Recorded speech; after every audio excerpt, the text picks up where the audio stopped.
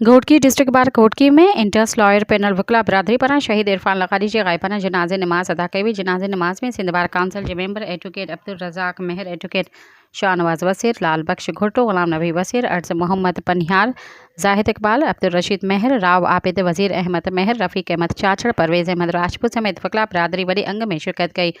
जनाज़े नमाज का पोइ मरहूम जी मग़फ़रत लाइ बुलंद दर्जात लाइ फ़ातिहा ख़्वानी कई वई। इन मौक़े ते एडवोकेट शाहनवाज वसीर ऐं ॿियनि चयो त मोरो में कारपोरेट फार्मिंग ख़िलाफ़ रमन एहतजाज कंदड़ मुज़ाहिरीन ते पुलिस फायरिंग कई, जंहिंमें ॿ क़ौमी कारकुन ज़ाहिद लकारी, इरफान लकारी शहीद थी विया, जॾहिं त केतिरा ई माण्हू ज़ख़्मी थिया, जंहिंजी असां सख़्त मज़म्मत कयूं था। हुन चयो त पुलिस पहिरियां शहीद इरफान लकारी जो लाश खे गुम कयो, बाद में वाटसन जे हवाले करण बदिरां ज़बरदस्ती दफ़न कयो वियो, जेको इंसानी हक़नि ऐं कानून जे ख़िलाफ़ वर्ज़ी आहे। हुन जी जेतिरी बि मज़म्मत कजे घटि आहे।